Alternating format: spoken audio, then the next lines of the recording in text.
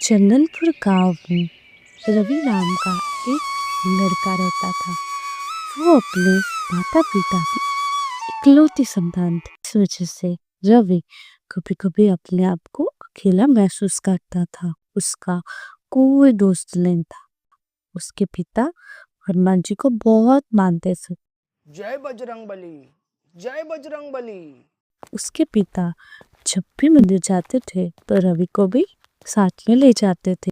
रवि को भी हनुमान जी के दर्शन करने में बहुत आनंद आता। रवि के पापा अक्सर रवि को हनुमान जी की कहानियां सुनाया करते। एक दिन रवि के पापा और रवि मंदिर में दर्शन करने गए, लेकिन रवि को पापा को कुछ काम याद आ गया। तो रवि के पापा रवि को कहकर गए, बेटा मैं अभी आता हूँ, तुम थोड़ी देर यही रुको। ना कहकर ही रवि के पापा वहां से चले गए। रवि हनुमान जी के दर्शन करता है और कहता है, हनुमान जी मेरा कोई दोस्त नहीं, क्या आप मेरे दोस्त बनोगे? मैंने आपकी ढेर सारी कहानियां सुनी है, आपने कैसे भगवान राम की मदद करी, बहुत अच्छे है, आप प्लीज प्लीज मेरे दोस्त बनो ना। रवि इतना कहकर मंदिर के एक कोने में जाकर बैठ जाता है और प्रसाद खाने लगता है। रवि जैसे ही पहला निवाला खाने वाला होता है, उतने में रवि के पास एक बंदर आ जाता है। वो बंदर बहुत प्यारा था। वो बंदर रवि को देखकर और उछल-कूद करने लगता है। वो देखकर रवि और भी ज्यादा खुश हो जाता है। रवि उस बंदर को प्रसाद खाने के लिए देता है। वो बंदर प्रसाद बड़ी ही चाव से खाने लगता है। रवि और बंदर को मिले कुछ ही समय हुआ था, लेकिन मानो उन्हें देखकर ऐसा लगता है कि वो दोनों बहुत ही अच्छे दोस्त हैं। इतनी देर में रवि के पापा आ जाते हैं और रवि से कहते हैं, बेटा चलो घर जाएंगे। रवि पापा से कहता है, पापा पापा क्या मैं इस बंदर को घर ला सकता हूँ? रवि के पापा, हाँ बेटा, इतना कहकर ही तीनों घर चले जाते। रवि मन ही मन सोचता है कि यार ये बंदर मेरा दोस्त है और मैंने उसका नाम ही नहीं रखा।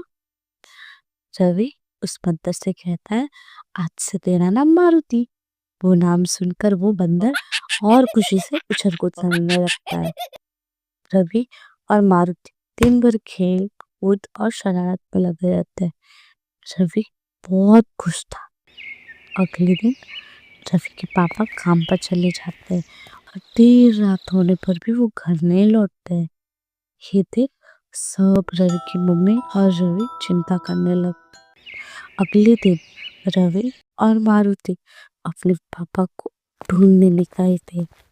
रवि मारुति के साथ अपने पापा को ढूंढते ढूंढते जंगल में चला जाता है। पापा को ढूंढते ढूंढते शाम हो जाती है। रवि मारुति से कहता है, मारुति तुम उस साइड देखो, मैं इस साइड देखता हूँ। इतना कहकर ही मारुति दूसरे साइड चला जाता है और रवि दूसरे साइड। रवि अपने पापा को ढूंढ भी रहा होता है, उतने में उसे अपने पीछे कोई साया जाते हुए महसूस होता है।